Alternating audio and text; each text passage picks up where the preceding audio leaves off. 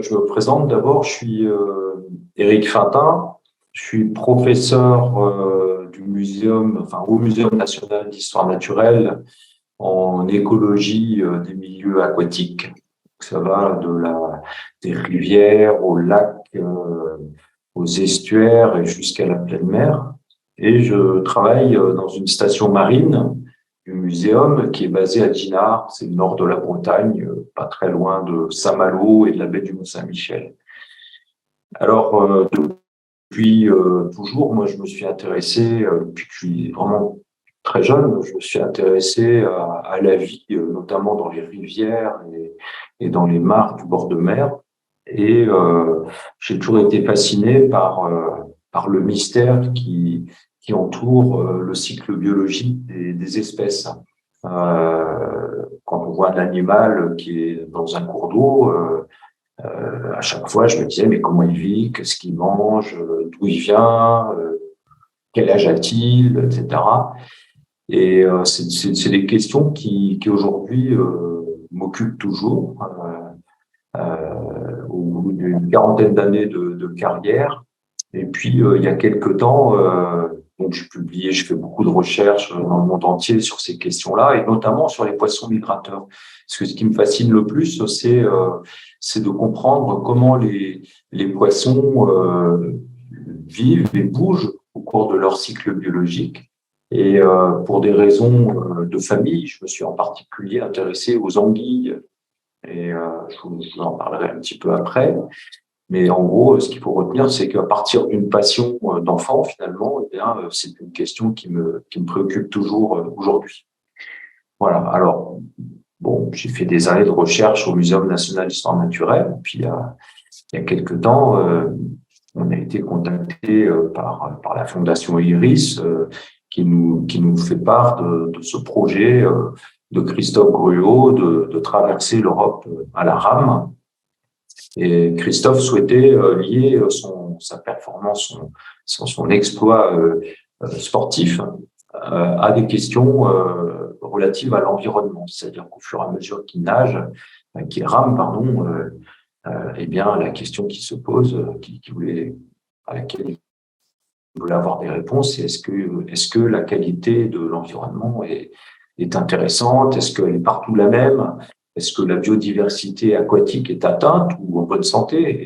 Et s'il y a une variation, c'est-à-dire s'il y a des différences entre les cours d'eau de bonne qualité et de mauvaise qualité, est-ce que la vie qui est associée à ces cours d'eau en est affectée? Et c'est cette question-là que j'essaye d'aborder au travers les poissons. Donc moi, l'Europe à la rame, je la vois par les poissons. Donc, vous avez sous les yeux le parcours donc, qui va partir de Varsovie. Et puis, vous voyez tout ce chemin, ça fait des centaines et des milliers de kilomètres. Et on va traverser la Pologne, l'Allemagne, une partie des Pays-Bas, la Belgique, et puis un petit bout de la France. Alors là, c'est tout à fait extraordinaire pour le biologiste que je suis, parce que vous voyez qu'il y a sur cette carte, vous voyez apparaître plusieurs mers. Vous avez ici donc la mer du Nord. Je pense que vous voyez ma flèche là qui se balade. Donc voilà, tout ça c'est la mer du Nord. Ici on a la Manche. Et puis la Manche, elle est reliée à l'Atlantique. J'aurais pu faire une carte un peu plus grande par l'ouest, alors que la mer du Nord, elle est reliée à l'Atlantique par le nord. Et puis ici, vous avez l'Allemagne, et puis un petit au nord, c'est le Danemark. Et le Danemark sépare la mer du Nord de la mer Baltique. Donc vous voyez, au cours de son voyage, on suppose que Christophe va traverser des cours d'eau qui se jettent dans la Baltique, d'autres qui se jettent dans la mer du Nord, et d'autres enfin qui se jettent dans la Manche. Et moi, c'est une question qui m'intéresse beaucoup parce que les espèces de poissons seront peut-être pas les mêmes, et les migrateurs, eh bien, peut-être qu'ils vont pas migrer tout à fait au même endroit. Alors, je vais y revenir après. Et vous voyez sur cette carte représente tous les cours d'eau traversés. Alors là, j'ai un petit peu élargi pour qu'on ait une visibilité un petit peu meilleure sur la géographie. Alors, le parcours en rouge est approximatif, hein, mais ce que je voulais que vous voyiez, c'est que la plupart des cours d'eau, enfin, tous les cours d'eau traversés, se jettent vers le nord. Il aurait suffi que Christophe aille un tout petit peu plus à l'est, et c'était prévu au départ, mais ça n'a pas été possible à cause du conflit en Ukraine. Eh bien, vous voyez que Christophe aurait traversé des cours d'eau qui se jettent vers le sud et qui relient la mer Noire, puis de là la Méditerranée. Donc maintenant, tous les cours d'eau, sur ce nouveau parcours, tous les cours d'eau confluent vers le nord. Alors, vous voyez ici, ça c'est la Vistule, l'Oder, et se jette dans la Baltique, la mer Baltique. Ensuite, on va avoir des cours d'eau qui vont se jeter dans la mer du Nord, et puis la Seine qui se jette dans la Manche. Et ça, c'est super intéressant pour l'écologue, comme l'écologue, c'est le spécialiste de l'écologie, comme je le disais, parce que, eh bien, ça peut avoir des conséquences sur une petite partie des poissons qui colonisent, qui vivent dans ces cours d'eau.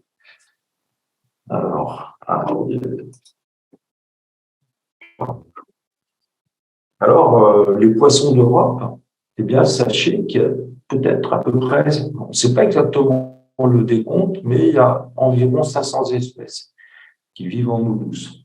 Alors, on ne connaît pas le compte exact parce que, d'abord, on n'a pas encore décrit toutes les espèces. Ensuite, enfin, je veux dire, il y a des espèces qui n'ont jamais été décrites par les scientifiques. Donc, quand on plonge ces engins de pêche dans les cours d'eau, eh bien, on remonte parfois à des espèces qui n'ont pas encore été décrites. Elles ne sont pas très nombreuses à l'échelle de l'Europe, mais on a encore eu des surprises récemment. Deuxième raison, c'est que les inventaires n'ont pas été faits partout. Il y a des inventaires de poissons qui sont tout à fait incomplets dans certains pays ou même dans certaines rivières. Et il ne faut pas croire que c'est seulement lié, enfin, qu'on a moins de connaissances sur les pays les moins développés. C'est un peu vrai, mais même en France, on n'a pas, ou dans les pays les plus développés, comme l'Allemagne, la Hollande, la Belgique, eh bien, on n'a pas forcément des inventaires si complets que ça partout. Et puis la dernière raison, c'est que il se trouve qu'on a des espèces qu'on pensait être uniques, comme par exemple le brochet, on décrivait il y a encore 5 ans, une seule espèce de brochet à l'échelle de toute l'Europe. Le brochet, c'est un gros poisson prédateur avec une bouche assez effilée en forme de bec de canard un petit peu. C'est un prédateur, il mange d'autres poissons. Et on pensait qu'il n'y avait qu'une seule espèce. En fait, il y en a 3 voire 4 à l'échelle de l'Europe. On a pu découvrir ça grâce à la génétique. On a fait de très beaux progrès génétiques. Et donc, des espèces qu'on pensait uniques, finalement, sont diverses. Alors, ce qu'il faut savoir, c'est que toutes les espèces, absolument toutes les espèces, quelle que soit leur taille, leur origine, migrent, font des migrations au cours de leur cycle biologique. Elles vont migrer pour trouver de la nourriture, pour se reproduire, pour hiverner. Et ces habitats ne sont pas au même endroit la plupart du temps. Donc, les migrations, parfois, sont pas très longues, c'est-à-dire que le poisson va se déplacer au cours de sa vie de quelques kilomètres, de quelques dizaines de kilomètres parfois, mais il va se déplacer. Et puis, il y a des poissons qui ont des très, très grands cycles de migration, comme les silures. Les silures vont faire des centaines de kilomètres parfois pour se reproduire. Des poissons comme le hautu, qui est un poisson qui ressemble un peu à une carpe, qui est la même famille que les carpes, mais qui va faire des centaines de kilomètres dans les cours d'eau pour se reproduire, ou pour hiverner, ou parfois même pour se reposer. Mais alors, les espèces dont je vais surtout vous parler aujourd'hui, c'est les espèces qu'on appelle migratrices, amphialines. Alors là, c'est écrit ici, le terme est écrit ici, amphialins. Les amphialins sont des espèces qui doivent obligatoirement migrer entre les rivières et la mer. C'est obligé, sinon leur cycle biologique ne peut pas se dérouler et finalement, il n'y aura pas de reproduction. Alors certaines de ces espèces migratrices se reproduisent en rivière, comme l'anguille, le filet, les mulets. et d'autres en rivière, comme le fameux saumon, comme les aloses, les lamproies ou les esturgeons. Et ça, c'est un groupe d'espèces qui m'intéresse particulièrement parce que, comme elles doivent aller en mer, à un moment de leur cycle biologique, eh bien, en fonction de là où la rivière débouche, eh bien, les poissons vont pas du tout passer pas du tout occuper les mêmes habitats marins. Donc ça m'intéresse. Et puis l'autre chose qui m'intéresse, c'est que comme elles doivent migrer pour accomplir leur cycle biologique, eh bien, elles vont peut-être être embêtées par les barrages ou les pollutions chimiques qui sont produites notamment par les villes, mais aussi par l'agriculture. Et du coup, ces espèces sont particulièrement sensibles à la qualité des rivières. Alors là, vous avez quelques exemples de poissons migrateurs. Vous avez, je ne les ai pas tous mis, hein, mais vous avez ici l'alose. Donc ça, c'est une alose, une grande alose de plusieurs espèces en Europe. Ici, vous avez la lamproie. La lamproie, c'est un poisson ancestral qui existe depuis bien avant les dinosaures et qui en fait n'a pas de vraie bouche. Il a simplement une ventouse buccale. Il n'a pas de mâchoire. En fait, il a une bouche, mais il n'a pas de mâchoire. Donc, il va pouvoir. C'est pour ça que c'est un poisson ancestral parce que les mâchoires sont apparues assez tardivement dans l'évolution. Et ici, vous avez une anguille. Hein. Donc, c'est rigolo parce que ces deux poissons ont la même forme, une forme d'anguille, en fait, de serpent, hein, en quelque sorte. Mais c'est des poissons qui n'ont rien à voir sur le plan de l'évolution. Même s'ils se ressemblent un petit peu, eh bien, au niveau de leur forme, eh bien, c'est une adaptation au mode de vie, en fait. Hein. C'est des poissons qui vivent près du fond, voire même dans le substrat, et du coup, ils vont avoir des formes qui se ressemblent, alors que sur le plan de l'évolution, c'est des espèces très, très différentes et très, très éloignées. Ici, la lauze, vous voyez, elle a une forme très différente, et elle est adaptée pour nager en pleine eau. Et même, c'est un très bon nageur. Le saumon a un petit peu la même forme. Voilà. Et pourtant, même s'ils ne se ressemblent pas du tout, eh bien, la lauze et l'anguille sont pas si éloignés que ça sur le plan de l'évolution. Les aloses sont apparus il y a à peu près 40 millions d'années. Les anguilles sont apparues il y a 60 millions d'années, c'est-à-dire au moment où les dinosaures disparaissaient. Et la lamproie, elle est apparue il y a à peu près 400 millions d'années. Vous voyez, donc des âges d'apparition sur la planète très, très différents. Alors là, vous voyez sur cette diapositive les grandes différences qu'il y a entre ces différentes espèces de poissons migrateurs.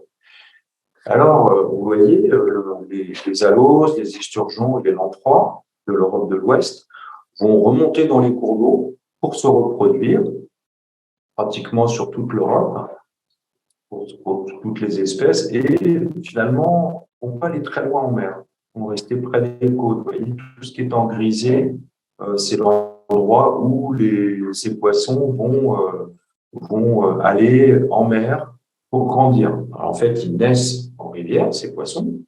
Ensuite, les jeunes poissons vont dévaler. Dévaler, ça veut dire qu'ils vont descendre le cours d'eau et ils vont se retrouver en mer et ils vont y grandir entre 1 an, 3 ans, 4 ans. Et là, j'ai oublié de mettre, pardon, j'oublie rien du tout, pardon, on reviendra après.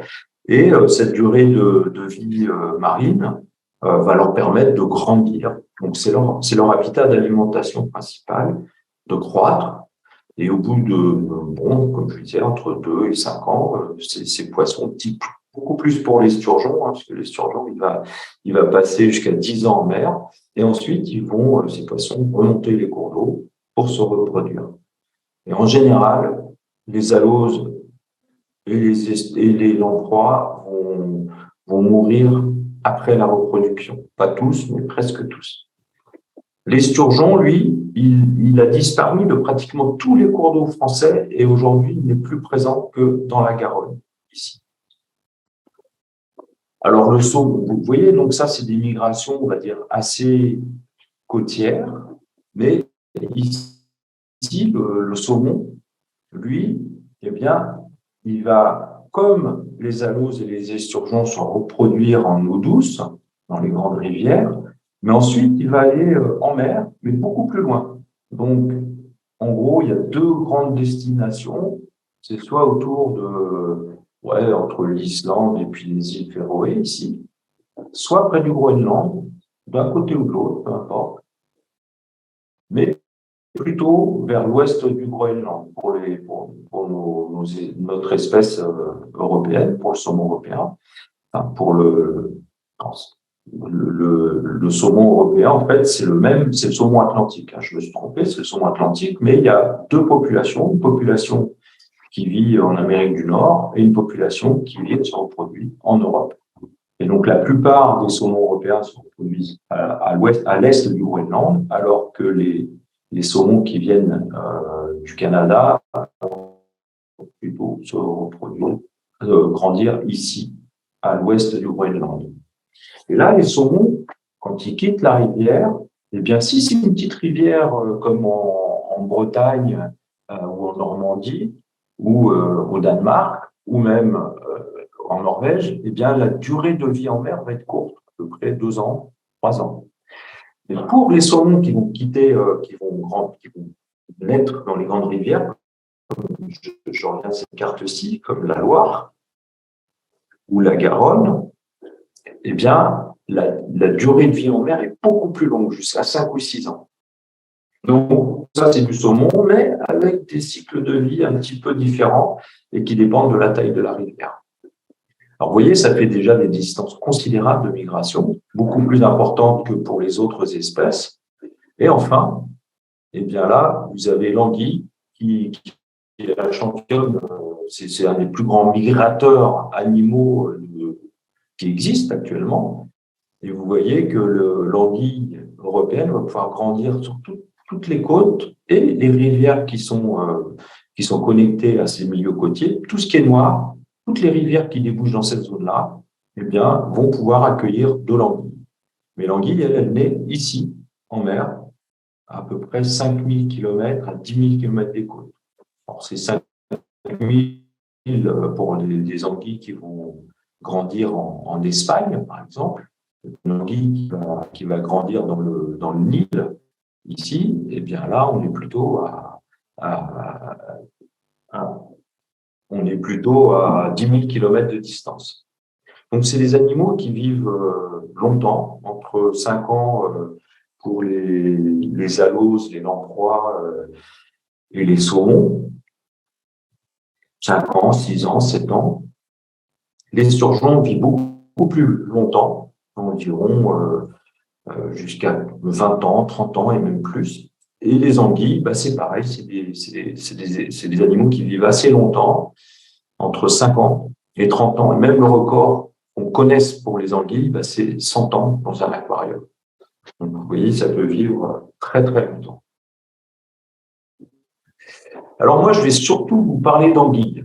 Et après, ça nous permettra de faire un récapitulatif qui vaut pour toutes les espèces en ce qui concerne les menaces qui pèsent sur ces poissons migrateurs. Alors là, vous voyez ici un œil d'anguille qui s'interroge ou qui nous interroge. Et l'œil est très gros parce que c'est une anguille qui est en train de migrer vers la mer pour aller se reproduire. C'est une anguille argentoire. Alors, le cycle de vie, je vous en ai déjà un petit peu parlé dans la diapo précédente, mais vous voyez, ce qui est tout à fait incroyable chez cette espèce, c'est que, en gros, on connaît bien les anguilles quand elles arrivent ici sous forme de civelles dans les estuaires, civelles ou bibales. Elles mesurent alors 7 cm de long. Elles sont transparentes. On peut voir, même sur cette photo, on peut voir les organes, le cœur, les branchies, le froid, etc. Donc, c'est vraiment transparent à ce stade.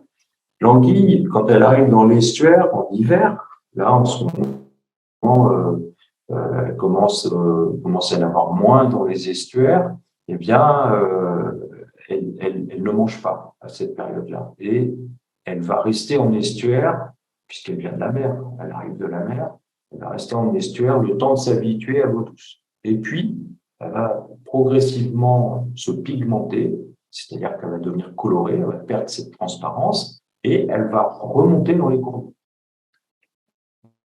Et à ce moment-là, on dit que c'est une anguille jaune. Elle est assez jaune, donc le dos est vert, le ventre est jaunâtre, et l'anguille va remonter dans les cours d'eau parce que ce qu'elle n'aime pas, elle, c'est la foule. Elle n'aime pas quand il y a plein de ses copines, enfin de ses congénères qui sont là. Et c'est pas parce que elle est spécialement agressive ou autre, c'est parce que s'il y a beaucoup de monde, il y a moins à manger pour chacune. Donc, il y a un mécanisme qui se met en place et qui fait que les anguilles vont remonter plus haut dans le cours d'eau. Donc, c'est ce qu'on appelle des migrations qui dépendent de la densité, des migrations de densité dépendante. C'est-à-dire, s'il y a personne ou pas trop de monde et plein à manger, elles s'arrêtent dès qu'elles peuvent. Mais s'il y a pas beaucoup à manger et beaucoup d'anguilles, elles vont remonter. Et toute leur vie, ça va être ce choix. Est-ce que je reste? Est-ce que je remonte? Etc. Et donc, la migration peut être progressive.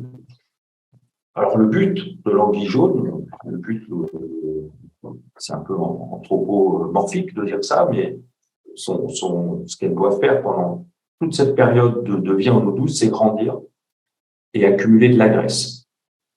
Il faut que pendant cette période-là, les ressources alimentaires soient suffisantes pour que l'animal atteigne 45 cm à peu près et qu'elle accumule environ 25% de graisse.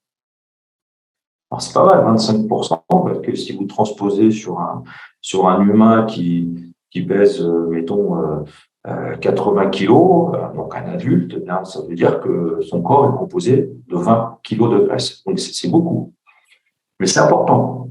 Parce que tant qu'elle n'a pas atteint cette taille de 45 cm pour les mâles, enfin de 35 à 45 cm pour les mâles, de 45 cm à peu près 90 cm pour les femelles sont plus grosses que les mâles, tant qu'elle n'a pas atteint cette taille-là, elle ne peut pas se métamorphoser. Pourquoi? Eh bien, parce que quand l'anguille va repartir en mer, c'est toujours une adolescente. Les gonades, c'est-à-dire les organes sexuels, ne sont pas encore développés.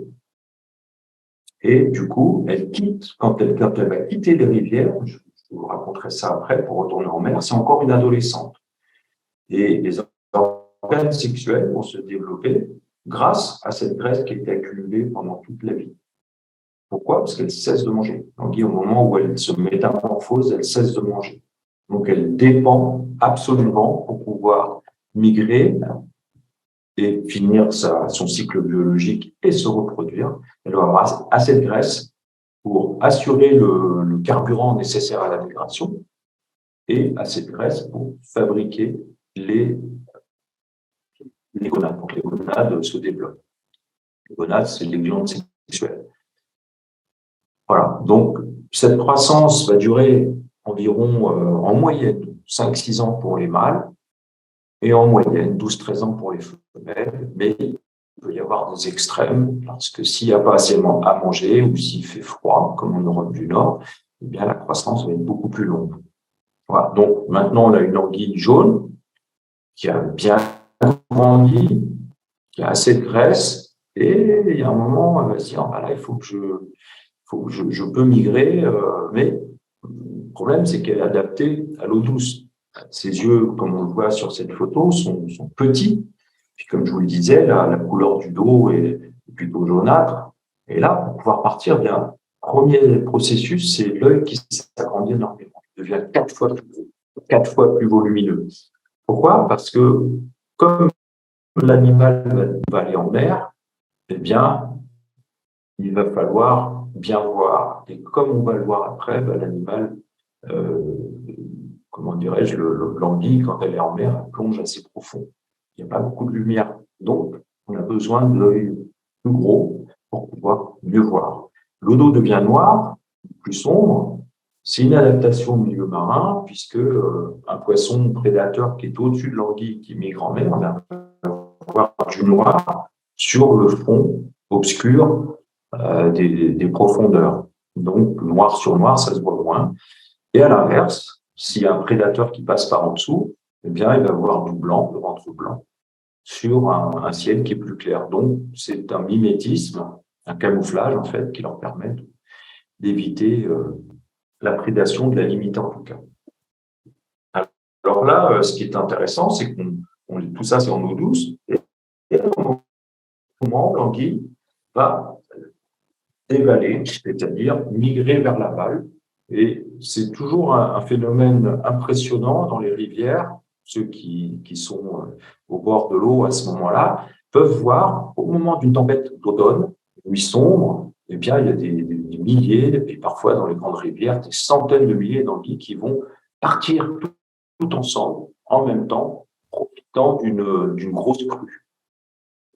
Ensuite, elles vont migrer en mer, et vous voyez ici, sur cette diapo, eh bien, c'est quelque chose qu'on n'a encore jamais vu. C'est-à-dire que on l'a vu, on voit là, c'est un peu paradoxal ce que je vous dis, on le voit sur cette photo, parce que ces anguilles, vous voyez, très grosse celle-là, la femelle, on dirait presque un ballon de rugby, là. Donc là, cette fois-ci, les ovaires sont pleins d'œufs. Et en fait, on a réussi à obtenir cette anguille-là de manière artificielle, par injection d'hormones. Et c'est probablement la forme qu'ont les anguilles lorsqu'elles se reproduisent en mer. Donc, il y a le mâle qui est enlacé, donc c'est au moment de l'accouplement, mais c'est obtenu en aquarium. Et à ce moment-là, il y a probablement une parade nuptiale, comme ça, et puis les œufs vont être pondus en mer. Au bout de 4-5 jours, une petite larve va naître. Là, c'est une larve préleptocéphale. Ici, ensuite, au bout de quelques... Donc là, la particularité, c'est que le tube digestif est bouché. Et donc, l'anguille va pas manger à ce moment-là. Elle va surtout se développer grâce à sa vésicule vitelline. On la voit pas sur cette photo, mais peu importe, parce que c'est déjà une préleptocéphale qui a presque résorbé tout son sac vitellin. Et ensuite, voilà la forme. Vous voyez, ça ressemble pas du tout à une anguille. C'est un poisson qui est aplati latéralement, qui est plat des deux côtés, transparent, et qui a un œil assez grand. Et c'est ce qu'on appelle les leptocéphales. Alors, en grec, lepto, ça veut dire fin, et céphale, c'est la tête. Donc, en fait, c'est des poissons qui, pendant longtemps, étaient considérés comme une autre espèce que l'anguille, et qu'on appelait finalement cet animal à tête fine. Voilà le cycle biologique général. Et ce que je vais vous montrer maintenant, c'est ce qui se passe en particulier. Alors, ce cycle, général, il est valable pour toutes les espèces d'anguilles du monde. Il y a 19 espèces d'anguilles réparties dans le monde, et toutes les espèces d'anguilles ont ce comportement. Donc, il y a des anguilles qui vivent en Nouvelle-Calédonie pour grandir et qui se reproduisent dans le Pacifique. Il y en a au Japon, il y en a en Australie, en Nouvelle-Zélande, etc., en Polynésie française. Enfin, il y en a vraiment dans tout l'océan Indo-Pacifique, à La Réunion, à Madagascar, etc. Il y a 19 espèces, mais toutes les espèces, d'où qu'elles viennent dans le monde, partagent ce cycle biologique. Et celle de l'Europe, voilà un petit peu comment ça se passe. Eh bien, je vous ai présenté la carte tout à l'heure. Et voilà les zones où les anguilles peuvent remonter dans les cours d'eau. Et ce que je vous ai pas dit, c'est que ce savant qui s'appelle Johannes Schmidt, en 1920 à peu près, décide de parcourir l'océan pour aller chercher pour aller chercher justement les larves leptocéphales. Vous voyez une photo ici. Et parce qu'on savait toujours pas où l'animal naissait dans l'océan. On avait compris depuis peu de temps que le leptocéphale, c'était une larve de l'anguille, mais on savait toujours pas où elle naissait. Alors, il a parcouru l'océan entier pendant des années avec un bateau, un fil à plancton, plusieurs fils à plancton, et il cherchait ces leptocéphales. Et il a découvert que les plus petits leptocéphales qu'il a pêchés étaient pêchés ici, dans ce qu'on appelle la mer des Sargasses. Et puis là, vous voyez, ça fait 10 mm, 15 mm, 25, et au fur et à mesure qu'on s'éloigne de la mer des Sargasses, les anguilles, les leptocéphales, pardon, sont de plus en plus grandes.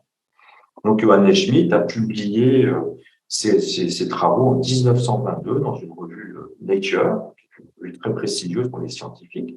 Mais vous voyez, la mer des Sargasses, c'est très, très grand, c'est 3 millions de kilomètres carrés. Si vous prenez ce cercle-là et que vous le mettez sur l'Europe, ça fait une bonne partie de l'Europe. Donc, c'est très grand. Donc, on ne sait pas exactement où elles se reproduisent, les anguilles, dans cet endroit-là. Et d'ailleurs, on n'a jamais trouvé d'œufs, on n'a jamais trouvé d'adultes en train de se reproduire. Donc, ça reste un peu mystérieux. Alors, une des inconnues, c'est combien de temps ces larves vont-elles mettre pour arriver jusqu'en Europe? Elles sont là, elles naissent ici, et il faut qu'elles reviennent en Europe, en Afrique du Nord. Comment ça se passe? En fait, c'est les courants marins qui les transportent, mais on ne sait toujours pas très bien sur quelle durée. Mais j'y reviendrai plus tard.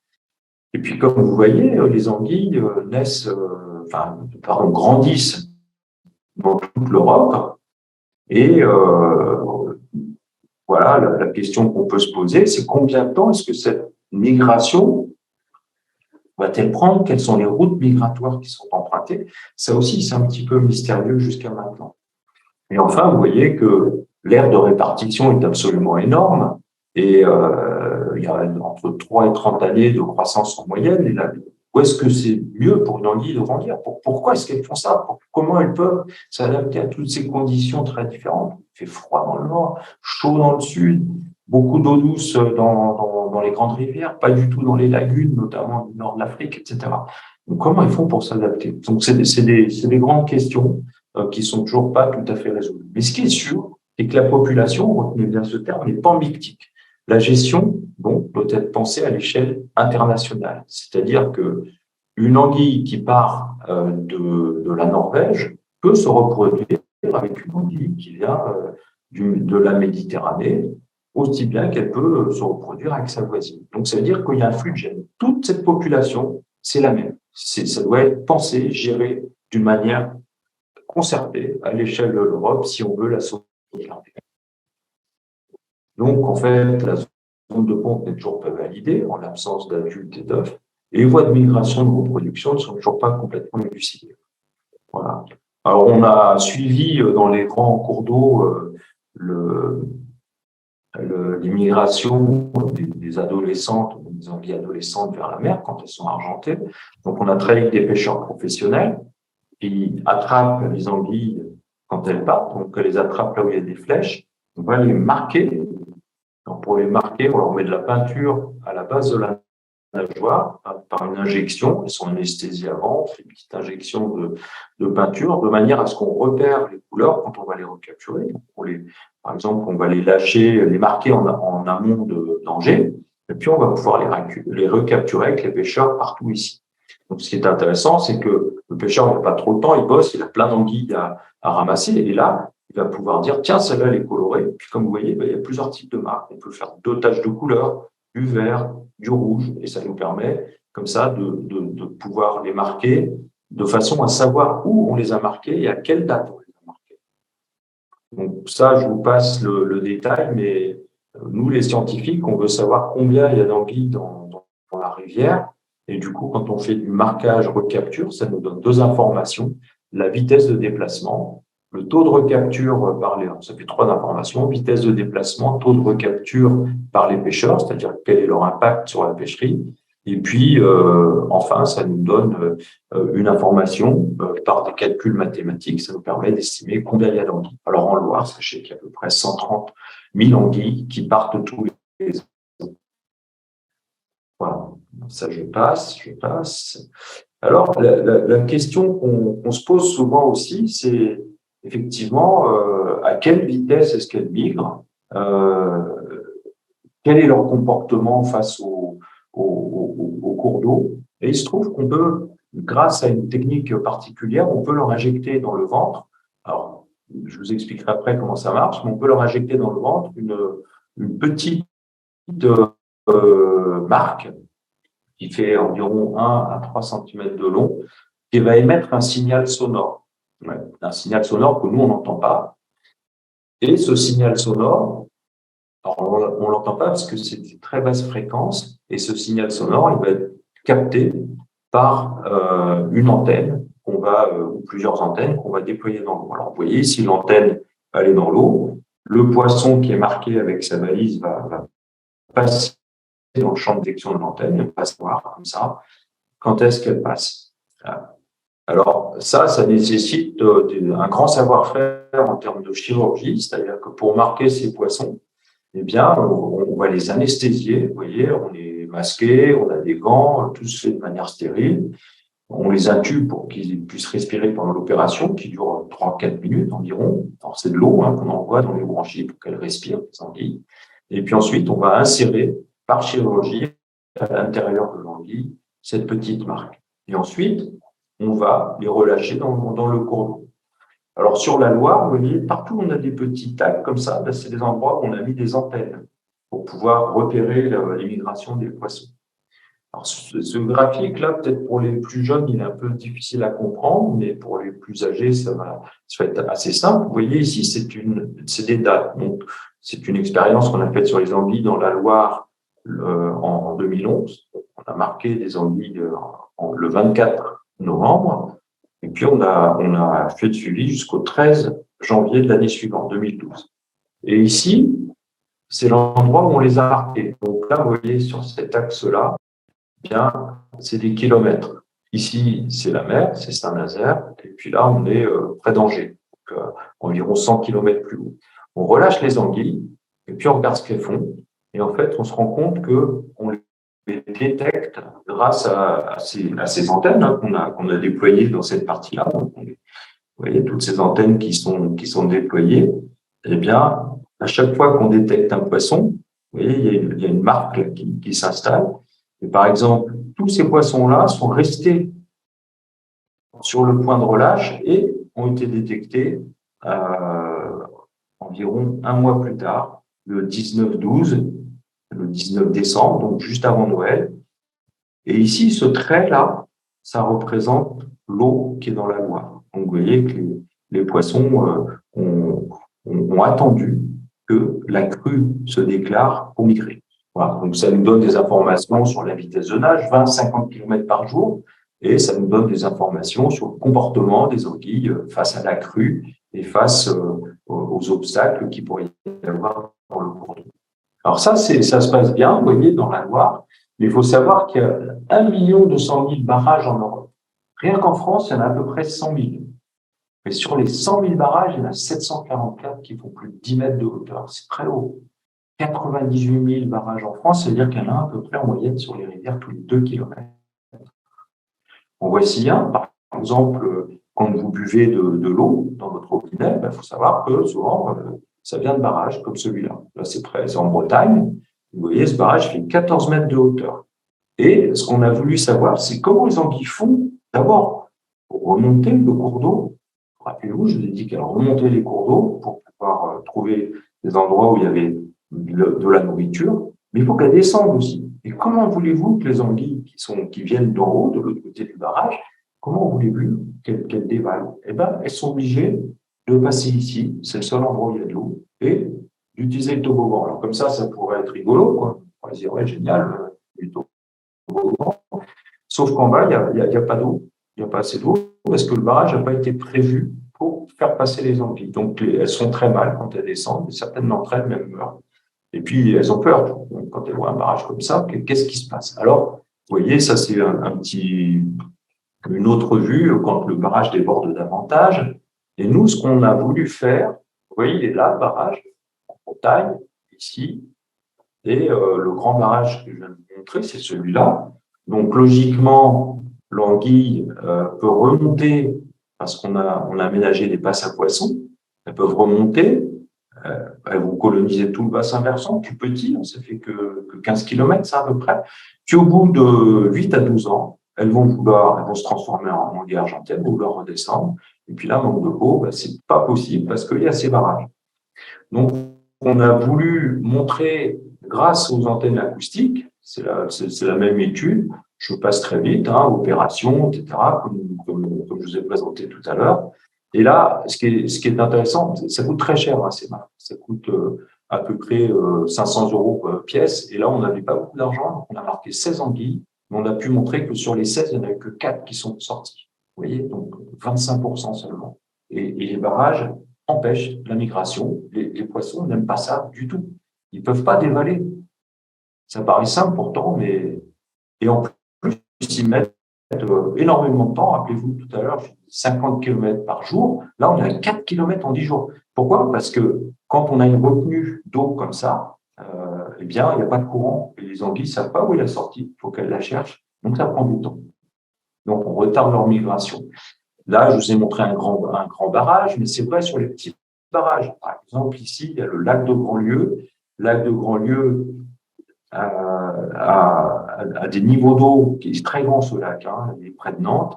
Il a des niveaux d'eau qui sont régulés par une toute petite vanne qui fait même pas 1 mètre de hauteur. Et on a pu montrer que les poissons ne parvenaient pas à sortir et qu'on avait à peu près seulement 10% des poissons qui sortaient. Donc on perd, dans le lac de Grandlieu qui est très grand, on perd 100 000 anguilles argentées qui ne trouvent pas la sortie. Donc c'est un impact énorme.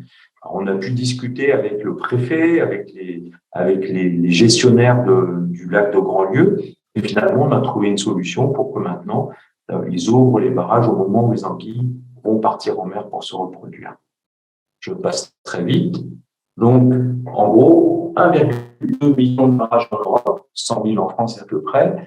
Et ce qu'on a pu montrer, c'est qu'entre 30% et 100% des anguilles sont bloquées par les barrages. Les retards de migration de plusieurs mois sont parfois enregistrés. C'est-à-dire que le retard au départ, c'est un problème. Parce que comment ils vont faire pour retrouver les copines en mer plus tard? C'est une question. Donc, on sait que les barrages représentent l'une des principales causes de mortalité de l'anguille. C'est vrai pour tous les poissons migrateurs. On l'a montré aussi pour les aloses, les lamproies, les esturgeons, etc. C'est vraiment et puis les saumons, je ne les oublie pas. Bon, vous voyez, ces barrages sont de nature très, très différente, et pourtant, tous posent problème. Alors maintenant, je vous ai dit, voilà, comment ça se passe au départ, et maintenant, on va essayer de les suivre en mer. Et grâce à une technologie récente, eh bien, on a pu montrer que comment dirais-je, on a pu développer des balises satellites de toute petite taille qui coûtent très cher, à 3 500 $ pièce, et quand même petit, mais ça nécessite de travailler sur des grandes anguilles. Alors, on travaille avec les pêcheurs professionnels qui nous fournissent des anguilles dans l'Europe entière, on les opère, et puis ensuite, on va les faire les relâcher en mer. Alors là, on était en association avec un pêcheur, le bateau de la Marine nationale, pour qu'on puisse transporter nos anguilles marquées, qui sont dans l'olivier ici, là, jusqu'en mer. On les a ensuite déversées. Et puis, j'ai même fait des images en plongée. On est à peu près à 70 km de la mer. Et ça permet, par exemple, de montrer ces photos-là. Donc, vous voyez l'anguille qui est équipée. Alors, malheureusement, j'aperçois que le film ne marche pas. Et si j'ai le temps à la fin, je vous passerai vite fait. Et j'ai pas accès au film par ce système-là. Donc, le résultat des courses, c'est qu'on les a marqués un petit peu partout en Europe. On a pu montrer qu'elle parcourait entre 5 et 45 km par jour. Là, j'ai dit 25, mais c'est moins que ça. Ça, c'est 2 points de relâche des anguilles. Et les points rouges, c'est les points où la balise est remontée en surface et où elle a envoyé l'information au système satellite. Et on a pu, comme ça, montrer le parcours. Alors, celle qu'on marque dans la Baltique, elle passe par le nord de l'Europe. Vous voyez, ça rejoint ce que je vous disais tout à l'heure. C'est-à-dire que les anguilles qui grandissent dans les cours d'eau qui vont être traversés par Christophe, si les cours d'eau se déversent dans la Baltique, ben voilà par où elles vont passer. Celles qui viennent on va dire, de l'Irlande et de l'Angleterre vont suivre une autre voie, et celles qui viennent de Méditerranée, encore une autre. Et puis, on sait même que, en fait, on a marqué, depuis que j'ai fait cette diapositive, on a marqué des anguilles dans ce coin-là. Certaines passent par la Manche et d'autres passent par le nord. Et tout le monde vient se réunir autour des Açores. Mais la mer des Sargasses, et ça c'est les Açores, le point jaune là, et la mer des Sargasses c'est encore loin. Donc on n'a pas tout à fait résolu le problème encore. Ah, c'est dommage, je ne vais pas pouvoir vous montrer ce film-là, mais on est rendu à combien? Ouais, de toute façon, il faut que je conclue. Donc, en gros, les anguilles, tous les jours, vont descendre, toutes les nuits remonter. Alors, vous voyez, on est à 400 mètres et jusqu'à 800 mètres de fond. Et donc, tous les jours, l'anguille descend, monte, etc. Et ça nous permet de savoir, comme c'est qu'avec le lever du coucher du soleil, ça nous permet, comme les navigateurs, de savoir la longitude. Donc, on peut retracer les routes de migration. Toutes les anguilles qu'on a marquées comme ça, sauf celle de la Loire, et en fait, on peut montrer que c'est à cause de la contamination. Alors, pourquoi elles descendent? Pourquoi elles montent tous les jours?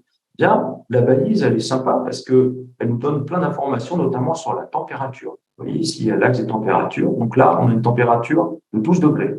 La température baisse quand l'anguille descend, ce qui fait un peu plus froid. Et puis, d'un seul coup, on passe à 40 degrés. Ben ça veut dire, c'est ici, là, dans la partie droite là, du graphique, ça, ce sont les dates. Et ça, c'est jour-nuit, comme je le disais. Et puis là, hop, d'un seul coup, température augmente, ben, ça veut dire qu'elles sont fait avaler par un animal, un animal à sang chaud.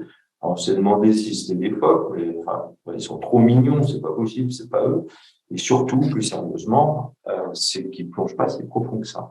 Donc, il faut chercher la prédation dans les mammifères marins. Et puis, on sait, grâce au comportement de nage, que c'est un globicéphale qui est responsable de la plupart des prédations en mer.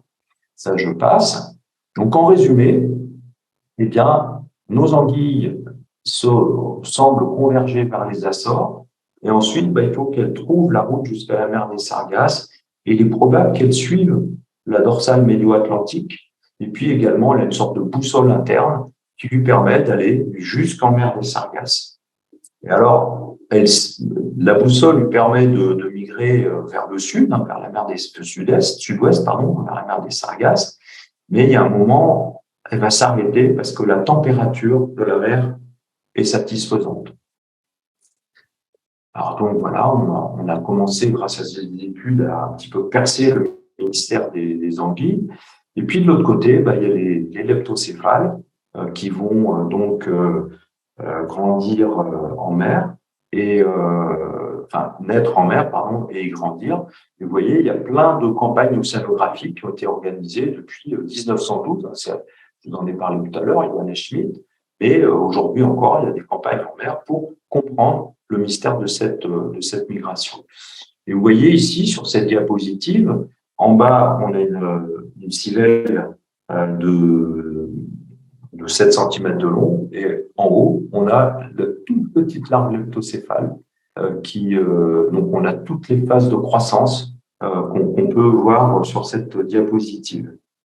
Et alors là, le transport est tout à fait incroyable parce que comme les anguilles naissent dans cette région-là, eh bien, il faut qu'elles puissent retourner dans la mer des Sargasses. Et vous voyez que là, on a une représentation des courants marins. Plus c'est rouge, plus la vitesse de migration, la vitesse de transport est forte. Et puis, il se trouve que vous voyez en bas à droite, les anguilles, les leptocéphales nagent tout au long de leur vie et ça accélère, c'est-à-dire qu'elles vont un peu plus vite que les gros. Elles vont un peu plus vite que les gros. Alors, la larve leptocéphale a une morphologie particulière, vous voyez la forme de sa tête, les grandes dents, etc. Et c'est une adaptation pour manger de la neige marine. Voilà. Et la neige marine, c'est quoi? Eh bien, c'est plein d'organismes marins qui sont en décomposition et qui finalement se font coloniser par des champignons, des bactéries, et c'est ça que mange la larve leptocéphale. C'est un des seuls poissons à savoir le manger. Voilà. Alors le problème, c'est qu'avec le réchauffement climatique, vous voyez ici on est dans la mer des Sargasses, eh bien, vous voyez cette couleur violette-bleue. Si on regarde géographique, ça veut dire qu'il y a moins de micro-algues, moins d'organismes qu'avant, à cause du réchauffement climatique. Donc, on a perdu beaucoup de production, donc il y a moins à manger qu'avant. Et dans la mer des Sargasses, un autre problème, si vous regardez ce graphique-là, plus c'est rouge, plus on a du microplastique. Dans la mer des Sargasses, c'est là où il y a le plus de microplastique. Le microplastique, c'est des tout petits bouts de plastique qui ressemblent vraiment beaucoup finalement à la neige marine. Et donc, plus il y a de microplastique et plus probablement la croissance va être, la quantité d'alimentation, d'aliments disponibles va être faible. Donc, microplastique, c'est pas bon pour les leptocéphales. Et les microplastiques, ils viennent du continent. Voilà, donc là, je vous représente des civelles. Les leptocéphales ont traversé l'océan. Voilà les civelles, c'est très joli. Anguille jaune, c'est pour résumer un petit peu, anguille jaune, anguille argentée. Et puis, le problème, c'est que pendant toute leur vie, alors ça, c'est un graphique un petit peu compliqué, donc je vous le passe pas en revue, je vous le détaille pas, mais retenez le titre. Toutes les anguilles d'Europe sont contaminées par des polluants organiques. Organiques, c'est par exemple les pesticides, c'est les médicaments, c'est les plastifiants, c'est-à-dire à chaque fois que vous prenez un sac plastique ou votre téléphone ou autre, eh bien, il y a des plastifiants dedans pour que la qualité du plastique soit bonne. Et ça, c'est des produits chimiques qui contaminent les anguilles et qui diminuent leur capacité de reproduction. C'est trop. Ça, c'est un peu compliqué aussi, mais en gros, une fois que les anguilles sont contaminées, eh bien, il va falloir qu'elles se défendent contre cette contamination et leur organisme va mobiliser de l'énergie et du coup, les anguilles vont devenir moins grandes. Elles perdent à peu près 20 cm si elles sont contaminées par rapport à si elles ne le sont pas. 20 cm chez une anguille femelle, c'est énorme parce que c'est des œufs en moins. Plus la anguille est grande, plus il y a des œufs. Et si elle est plus petite, il y aura moins d'œufs. Donc, en gros, ça représente une très grande perte de capacité de reproduction à l'échelle de l'Europe. Et c'est probablement la première cause du déclin de l'anguille, parce que l'anguille décline. L'anguille, aujourd'hui, on n'a que à peu près 10% des stocks d'anguilles qu'on avait il y a 40 ans. Et ça a diminué à cause des barrages, à cause des polluants, un petit peu à cause de la pêche aussi.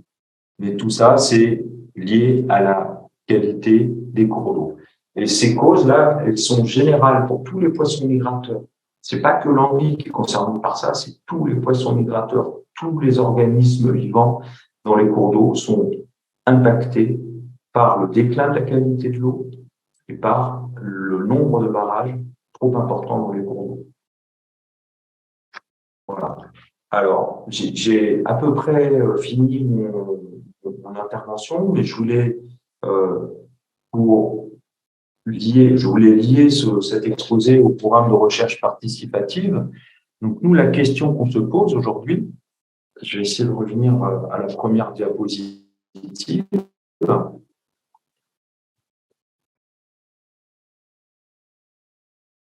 Voilà. Nous, la question qu'on se pose aujourd'hui, c'est lorsque Christophe va traverser tous ces cours d'eau avec son bateau, eh bien, il va prélever de l'eau dans les rivières et cette eau, elle va nous permettre de rechercher l'ADN.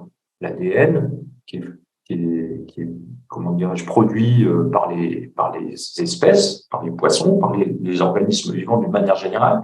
Mais l'intérêt de l'ADN, c'est qu'il est spécifique à chaque espèce. Donc, on va chercher les marqueurs ADN qui vont permettre de savoir si les poissons migrateurs sont présents dans les différents cours d'eau traversés. Et comme ça, on va avoir une image sur tout ce parcours, pour tous les cours d'eau traversés. On va avoir une image, une représentation du nombre de poissons migrateurs, du nombre d'espèces de poissons migrateurs, qui sont présents dans les différents cours d'eau. Et moi, j'aimerais bien, j'espère qu'on en aura un petit peu partout, mais j'en doute. Et en fait, la question qu'on se pose, c'est quel est le lien entre la diversité, c'est-à-dire le nombre d'espèces de poissons migrateurs, et la qualité de l'eau, le nombre de barrages qu'il y a en aval, c'est-à-dire entre la mer et le point de prélèvement. Et grâce à Christophe, on peut avoir une image complète à l'échelle de son parcours une image complète de la présence des migrateurs en lien avec la qualité de l'eau et du nombre de barrages. Et vous, dans les écoles, vous allez nous aider puisqu'on va fournir des kits de prélèvement, des kits participatifs, c'est-à-dire que c'est vous qui allez faire les prélèvements d'eau et on vous expliquera ça en temps utile. Et ces prélèvements d'eau, il va falloir donc pomper de l'eau et la filtrer. Et vous allez nous envoyer les filtres et nos collègues généticiens vont analyser ces filtres pour rechercher l'ADN et donc pour pouvoir dire si les poissons migrateurs sont présents ou pas. On ne va pas chercher que les poissons migrateurs, on va aussi regarder un petit peu toutes les espèces de poissons qui sont présentes dans le cours d'eau. Et on va aussi chercher d'autres espèces avec un collègue qui s'appelle Vincent Prier. Et Vincent Prier, lui, va chercher plutôt les gros mollusques, mais avec la même question, le lien entre la qualité de l'eau et la diversité des milieux aquatiques. Voilà, donc je vous remercie de votre écoute et je ne sais pas s'il y aura quelques questions. Merci beaucoup, Eric, pour votre présentation. Alors, effectivement, ça nous permet de découvrir la vie insoupçonnée des poissons migrateurs dans nos rivières en Europe. Et effectivement, c'est un sujet qu'on connaît très peu. Et je suis sûre que les élèves des écoles partenaires et les autres élèves qui vont pouvoir visionner ce webinaire vont découvrir énormément d'informations nouvelles. C'est très bien que votre intervention arrive en fin de cycle des webinaires, parce qu'en fait, vous permettez de faire beaucoup de liens avec les précédents webinaires, y compris l'ADN environnemental, mais aussi celui sur les pollutions plastiques et les perturbateurs endocriniens.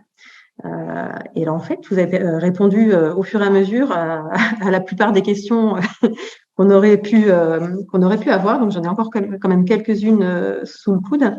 Alors, vous, dans votre parcours, quelle formation vous a permis d'arriver à ces recherches?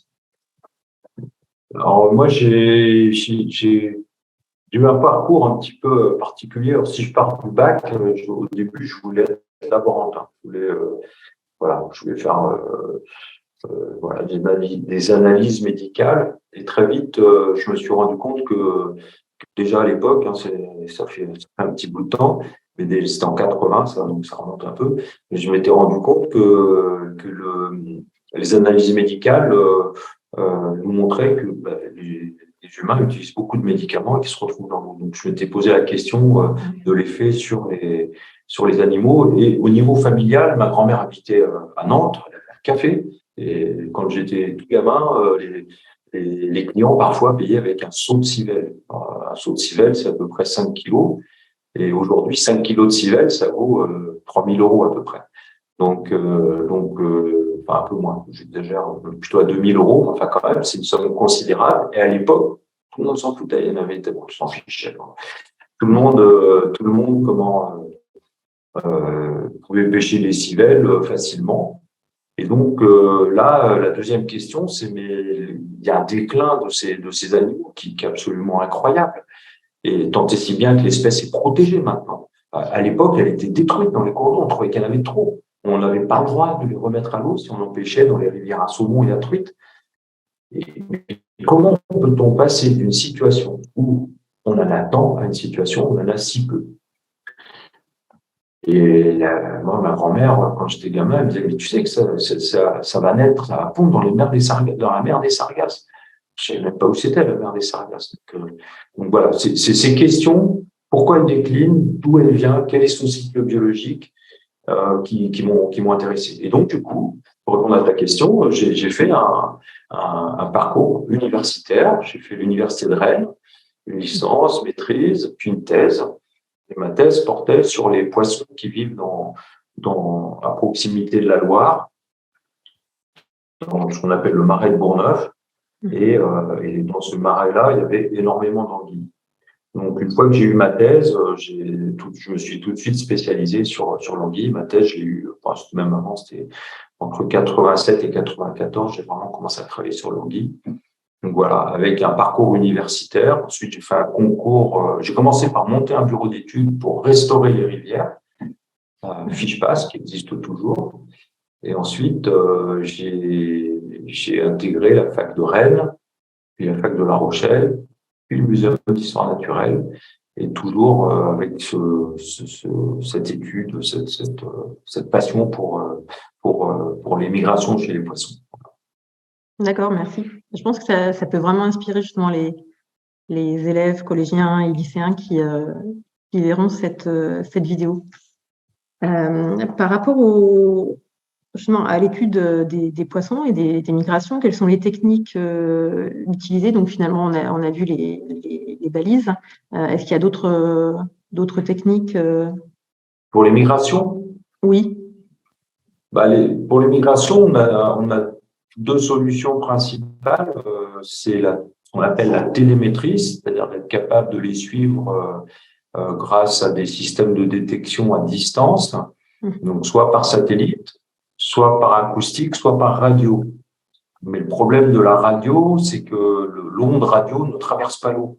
On s'en sert vraiment pas beaucoup de la radio parce que il faut que la profondeur soit très faible, etc.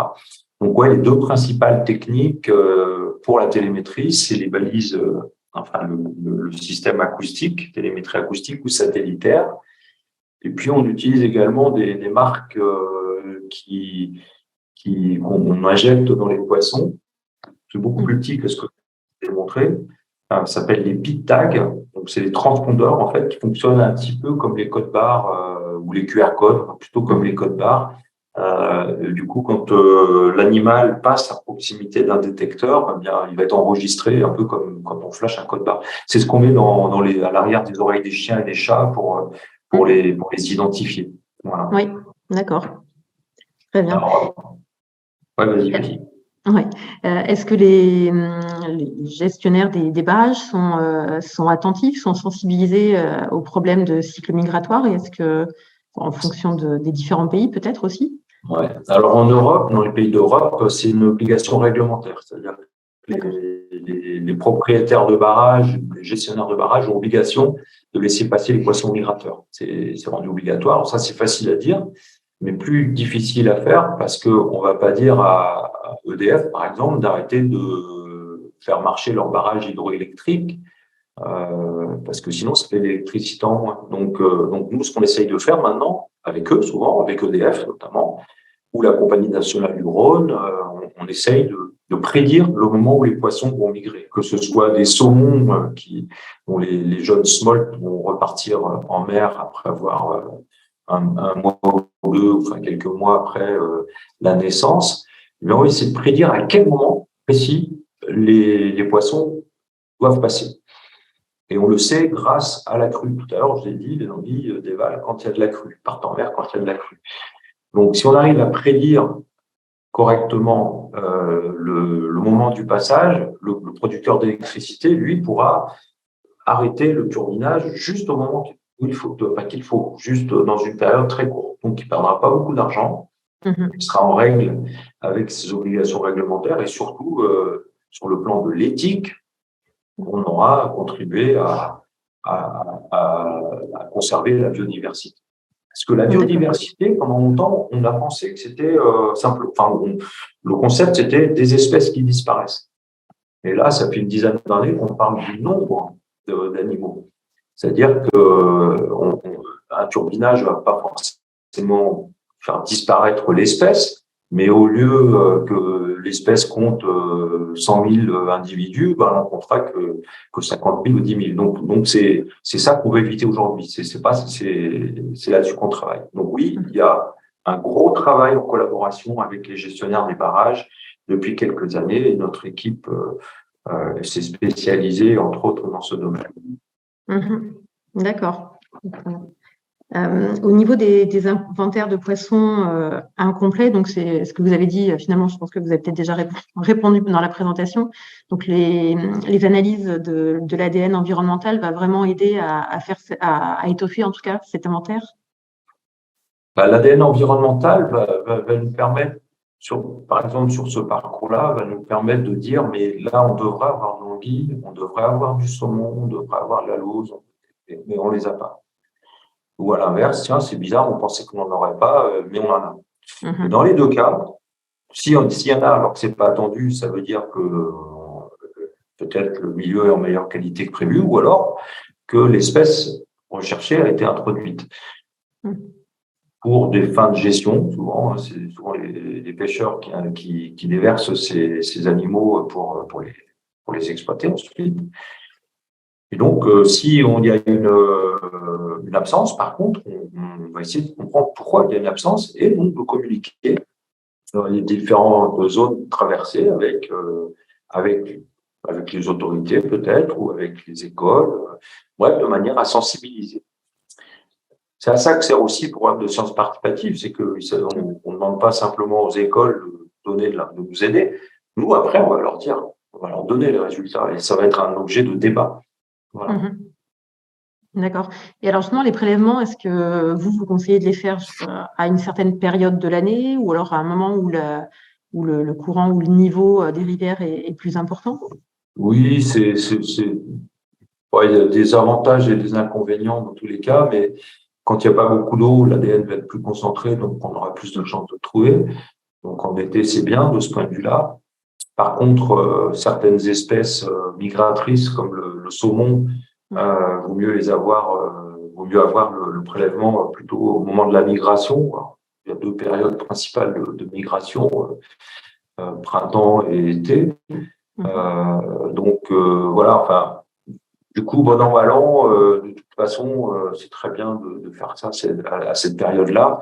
Et Christophe, il va pas faire tout d'un coup, donc de toute façon, ces prélèvements vont être échelonnés dans le temps, entre mai et il a prévu 2 mois, ça, 2 mois et demi de nave. Oui, du 1er mai au 18 juin, oui, tout à fait. Ouais. D'accord, très bien. Au niveau des poissons, alors des anguilles surtout, est-ce qu'on connaît déjà des effets du réchauffement et de l'acidification des océans sur le stock et le cycle migratoire? Je l'ai évoqué très, très vite à un moment, j'ai dit pour l'anguille, mais c'est vrai pour les autres espèces, on a une baisse de la production des océans qui est probablement liée, je ne peux jamais dire certainement, mais beaucoup de spécialistes pensent que c'est lié au réchauffement climatique, en effet. Donc, il y aura moins de nourriture dans les océans de ce fait-là. Alors, plutôt que changement. Alors, c'est vrai pour le saumon, en Islande, on sait là où ils se nourrissent, où ils se nourrissent en mer, on sait qu'il y a des soucis. Mais il y a aussi des soucis au niveau des cours d'eau. C'est-à-dire que l'anguille, comme je disais, elle va migrer quand il y a une grosse crue. C'est plutôt à l'automne. Ok, très bien. Mais les crues sont de plus en plus décalées dans le temps. C'est-à-dire qu'elles sont plus tardives et plus violentes. Donc plus soudaines. Donc finalement, ça pose un problème de timing de migration. Et côté pour les espèces qui remontent en eau douce pour se reproduire, je reprends l'exemple du saumon, la repro a lieu en général en hiver, et lorsque les larves émergent vers le printemps, début de printemps, eh bien, il y a à manger, parce que c'est le début du réchauffement de l'eau. Là, si l'eau se réchauffe plus tôt, le saumon, lui, il va pas forcément pouvoir remonter dans la rivière plus tôt pour se reproduire, et donc les larves vont arriver après le pic de production dans les milieux aquatiques, de production d'algues, puis de zooplancton, etc. Donc, il peut y avoir ce qu'on appelle en anglais un mismatch, c'est-à-dire que ça marche pas, les œufs n'éclosent pas au bon moment, éclosent un peu trop tard, et du coup, les jeunes poissons n'ont pas assez à manger.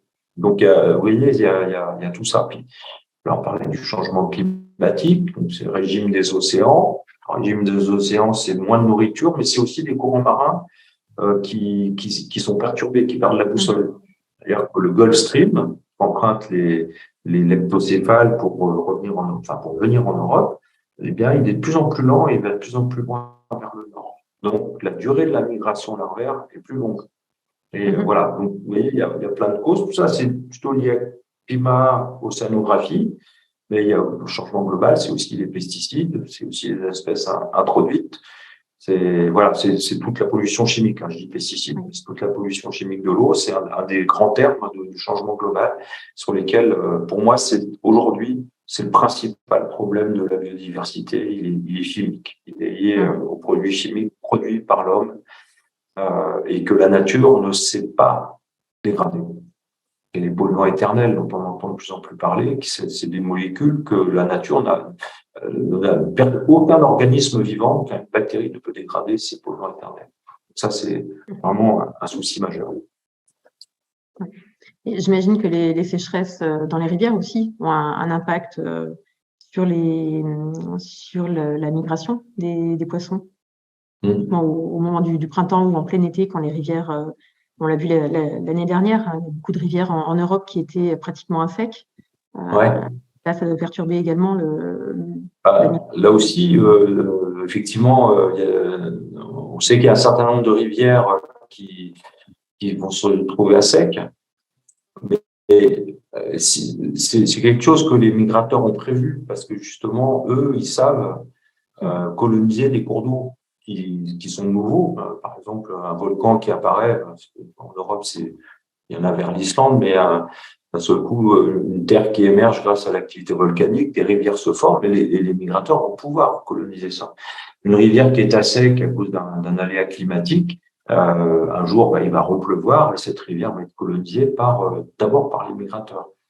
Mais si tout arrive en même temps, là, ça va être compliqué. Donc, on peut perdre des souches génétiques si certains cours d'eau particuliers s'assèchent et qui sont en limite d'aire de distribution, par exemple, de l'espèce, eh bien, on va perdre des souches génétiques. Donc, on va perdre de la diversité génétique. Donc, oui, ça pose un souci, ouais. Alors, je lis, Françoise me demande, vous avez parlé de boussole. Alors, en fait, il faut savoir que les anguilles ont autour de la tête, de l'œil et dans la mâchoire, ils ont des cellules, des points noirs, en fait, qu'on voit, et c'est des cellules riches en magnétite. Donc, comme ça coûte cher à l'organisme de produire ça, c'est probablement des boussoles. Alors, on a pu montrer qu'en effet, très récemment, que les anguilles sont sensibles au champ magnétique terrestre. Donc, c'est probablement un des principaux moyens de s'orienter. Mais c'est extraordinaire. Comment trouver quelque chose là où elles sont quand même, elles sont nées là-bas, les anguilles argentées qui repartent, mais comment est-ce qu'elles peuvent trouver la route alors qu'elles l'ont fait qu'une fois? Comment elles se débrouillent? Enfin, c'est un mystère. Donc, ça veut dire que les anguilles argentées peuvent s'orienter dans la bonne direction, mais il y a un mécanisme qui est probablement soutenu par la génétique, mais qu'on ignore, on ne sait pas comment ça marche. Donc ça, c'est tout à fait extraordinaire. Et le fait qu'elles descendent jour et nuit, on pensait que c'était pour éviter les prédateurs, mais on a vu que non, puisque les globicéphales s'en nourrissent. Et du coup, il est probable aussi qu'en descendant, elles traversent des couches d'eau qui ont des caractéristiques différentes, des courants différents, et ça les aide aussi à s'orienter. Voilà, enfin, il y a tout un faisceau de l'odeur, l'odorat aussi est très développé chez les anguilles, donc il y a beaucoup de mécanismes tout à fait différents. Alors, ça, c'est une réponse. Alors, comment se fait-il qu'on pêche encore des anguilles alors qu'elles sont en voie de disparition et classées à la liste rouge des espèces menacées? Alors, c'est une question complexe parce que la pêche de l'anguille en Europe, c'est de la civelle, c'est 60 tonnes par an. Et donc, dans 1 kilo de civelle, il y a 3000 individus. Donc, dans une tonne, il y a 3 millions d'individus. Donc, ça fait 60 fois 3 millions d'individus qui sont pêchés tous les ans. Sur les 60 tonnes, à peu près la moitié est réservée pour le repeuplement, c'est-à-dire pour les remettre dans les cours d'eau d'où elles ont disparu. Donc, ça fait 30 tonnes à peu près qui sont prélevées tous les ans. On a calculé que les pesticides, eux, représentaient une perte de 400 tonnes de civelle par an. Donc, la pêche pose un problème éthique, mais en même temps, les pêcheurs, pas tous, mais la communauté en général, c'est des lanceurs d'alerte. C'est eux qui sont sur le cours d'eau, c'est eux qui disent mais il n'y a plus d'anguilles, c'est eux qui disent d'arriver à polluer. Donc, si on se débarrasse de ces gens-là, qui va nous renseigner qui va renseigner les décideurs, les gestionnaires. Donc, en fait, je pense qu'il faut plus raisonner comme plutôt qu'en interdiction, il faut raisonner en termes de collaboration. Les pêcheurs, ils ont intérêt à ce que l'espèce perdure d'une manière générale. Après, bien sûr, il y a toujours des gens qui exagèrent, il y a des braconniers aussi. Donc, en fait, toute la difficulté aujourd'hui, c'est de trouver le point d'équilibre entre une espèce qui décline et puis des gens qui travaillent pour préserver la ressource. Donc, en fait, c'est une question humainement complexe et scientifiquement complexe. En tout cas, aujourd'hui, le débat est porté sur le fait d'arrêter la pêche l'année prochaine. Donc, il y a des bras de fer politiques cette fois-ci qui sont engagés parce que au-delà de l'éthique dont je viens de parler, il y a aussi des considérations économiques, hein, puisqu'il y a quand même à peu près 20 et 30 000 pêcheurs qui dépendent de l'anguille en Europe et à peu près le double en personnes qui sont associées à la filière. Donc, c'est pas rien. Et donc voilà, il y a tout ce débat qui est installé. Mais moi, personnellement, on n'est pas tous d'accord entre scientifiques, mais personnellement, je ne suis pas pour l'arrêt total de la pêche. Voilà. Après, alors pourquoi est-ce qu'on dit qu'il existe en fait 3 voire 4 espèces de brochets différentes? Ils se ressemblent, de petites différences, mais en fait, ils sont génétiquement très différents. Ils ne se reproduisent pas tout à fait au même moment. Ils sont pas géographiquement, ils sont pas au même endroit. Donc, il y a des différences d'écologie, de génétique, de morpho. Et tout ça, ça fait que la notion d'espèce, elle est un peu plus complexe qu'il y a encore 10 ans. Voilà. D'accord. Pour en venir à la pêche des anguilles, comment est-ce que les pêcheurs qui capturent les anguilles marquées savent qu'ils doivent vous contacter et comment ils savent qui contacter quand ils voient des marques sur les anguilles?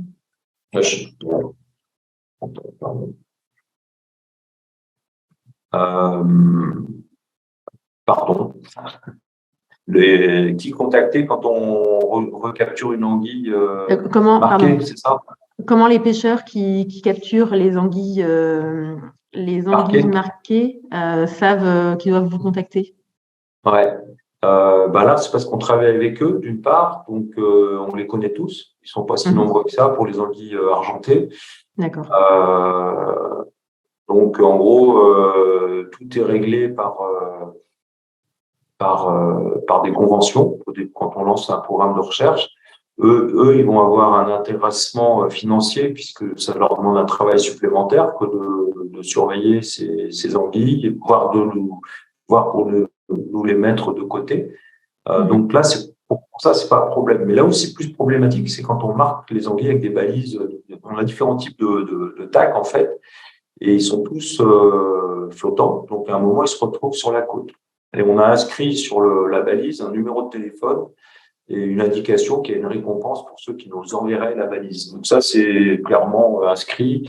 Et c'est aussi de la science participative. On a récupéré énormément de balises non satellites dans notre programme de recherche sur les migrations en mer des anguilles. En fait, là, il n'y a pas de système satellite. Donc, quand l'anguille meurt, d'une manière ou d'une autre, le tag va flotter et puis les courants marins vont progressivement en emporter une bonne partie sur le rivage.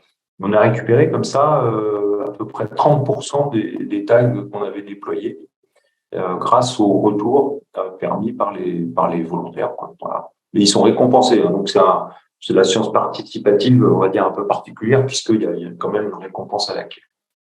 D'accord. Enfin, ne comptez pas vous enrichir avec ça parce que pour tomber dessus, il faut avoir beaucoup de chance. Et puis, on donne entre 50 et 100 € de récompense par marque. D'accord. Dernière question, c'est justement comment les élèves ou chacun de nous, qu'est-ce qu'on peut faire pour changer le… Consommer moins. Et un truc qui choque, mais qui est pourtant vrai, c'est avoir moins d'enfants. Moi, j'adore mes enfants, mais globalement, chaque être humain qui arrive sur Terre a le droit là aussi, c'est de l'éthique à la même quantité de bonheur que son voisin. Donc, ça veut dire que le bonheur aujourd'hui, malheureusement, là, il y a beaucoup de travail à faire. Enfin, l'indicateur du bonheur, c'est le bien-être matériel. C'est le smartphone, c'est la voiture, c'est ce qu'on mange, etc. Et il va falloir qu'on change d'indicateur, c'est-à-dire que le bonheur n'est pas forcément lié seulement au bien-être matériel. Donc, c'est la première chose, c'est être parcimonieux et sobre à tous les niveaux. Les barrages, on sait ce que ça fait, mais consommons moins d'eau, etc. Tout ça, c'est une question de réflexion sur notre rapport à l'environnement et sur notre sobriété. Et la sobriété, elle n'est pas synonyme de restriction forcément, hein, c'est une forme de restriction, mais il faut que les philosophes travaillent sur, et les sociologues travaillent sur cette appréciation du bonheur. C'est tellement enfin, quand on voyage, on voit bien que l'appréciation du bonheur est très variable d'une ethnie à l'autre, et du coup, prenons des leçons de ceux qui se contentent d'une certaine sobriété. Mais c'est facile à dire quand on est nanti comme nous. Donc, il faut faire attention. Ça aussi, ça relève de la philosophie. Et, voilà. Bien, merci beaucoup.